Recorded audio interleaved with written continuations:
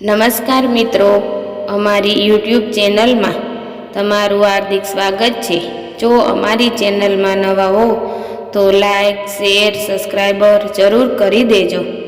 તો આજે આપણે એક સરસ મજાની કહાની વિશે જાણીશું। તો ચાલો આપણે શરૂ કરીએ આજની આ કહાની। પૂરી સાંભળવા નમ્ર વિનંતી। જય માતાજી મિત્રો। તારીખ 9 એપ્રિલ 2024 મંગળવારથી ચૈત્ર માસનો પ્રારંભ થાય છે। આપણા હિન્દુ ધર્મ શાસ્ત્રોમાં કહ્યું છે કે આ માસ દરમિયાન મીઠા વગરનું ભોજન લેવું તેમજ આખો મહિનો મીઠું ખરીદવામાં નથી આવતું હોવાથી મહિલાઓ ચૈત્ર માસ શરૂ થતાં પહેલાં આખો મહિનો ચાલે એટલું મીઠું પહેલાં જ ખરીદી કરી લે છે। તો મિત્રો, શું છે આ પ્રથા પાછળનું રહસ્ય તેની સંપૂર્ણ માહિતી અને કથા સાંભળશો। આપને વિડીયો પસંદ આવે તો લાઈક, શેર, કોમેન્ટ કરી ચેનલ સબસ્ક્રાઈબર કરજો। મિત્રો, ચૈત્ર માસનું વૈદિક નામ મધુમાસ છે।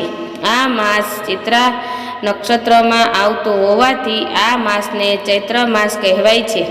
ચૈત્ર માસની સુદ એકમથી ચૈત્ર નવરાત્રિ શરૂ થાય છે। આ 9 દિવસ જવારા ઘટ સ્થાપના કરી માં નવદુર્ગાની આરાધના કરાય છે। ચૈત્ર માસમાં અલુણા વ્રત કરાય છે। આ વ્રતમાં લૂણ વગરનું એટલે કે મીઠા વગરનું ભોજન લઈને આ વ્રત કરાતું હોવાથી આ વ્રતને અલુણા વ્રત કહેવાય છે। આમ તો આખો ચૈત્ર માસ લૂણ વગરનું ભોજન લેવું જોઈએ એવું શાસ્ત્રોમાં કહ્યું છે।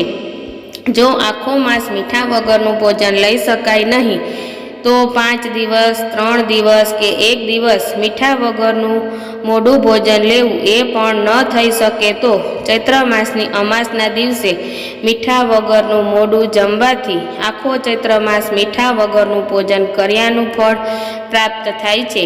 ચૈત્ર માસમાં મીઠા વગરનું ભોજન જમવાનું મહત્ત્વ છે કારણ કે તેની પાછળનું ધાર્મિક મહાત્મ્ય એવું છે કે ભગવાન શિવ જ્યારે તપસ્યા કરવા હિમાલય પર આ ગયા ત્યારે માતા પાર્વતીની એકલતા દૂર કરવા મા પાર્વતીને વરદાન આપતા ગયા કે તમારા શરીરના મેલમાંથી 2 પુત્ર તૈયાર કરજો અને મારું સ્મરણ કરજો એટલે 2 બાળકો પ્રગટ થશે અને તમારી એકલતા દૂર થશે। આમ મા પાર્વતીએ ભગવાન ગણેશ અને ઉષાને ઉત્પન્ન કર્યા। સમય જતાં ભગવાન ભોળાનાથ તપસ્યા કરીને ઘેરે પાછા ફર્યા। તેણે માતા પાર્વતીને આપેલું વચન ભૂલી ગયા અને 2 બાળકોને જોઈ ક્રોધિત થઈ ઉઠ્યા કે હું તો તપસ્યામાં લીન નહોતો તો આ 2 બાળકો કોના છે? ભગવાન શિવનું આવું ક્રોધિત રૂપ જોઈ ઉષા ડરી ગયા અને મીઠાની કોઠીમાં સંતાઈ ગયા। આ બાજુ ભગવાન શિવ અને પુત્ર ગણેશ વચ્ચે ભયાનક યુદ્ધ થયું। ભગવાન શિવે ક્રોધ આવેશમાં ગણપતિનું મસ્તક છેદી નાખ્યું। ત્યાં માતા પાર્વતી સ્નાન કરીને બહાર આવ્યા। પોતાના પુત્રનું મસ્તક છેદાઈ જોયું તથા ઉષાને મીઠાની કોઠીમાં સંતાયેલી જોઈ।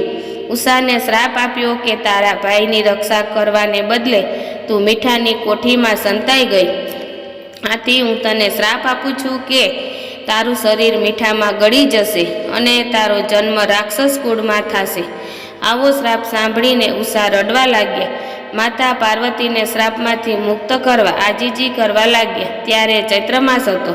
માતા પાર્વતીએ શાંત થઈ ઉષાને વચન આપ્યું કે તારું શરીર મીઠામાં ઓગળીને નાશ થશે। તારો જન્મ ભલે રાક્ષસ કુળમાં થાય પરંતુ તારા વિવાહ દેવપુત્ર સાથે થશે।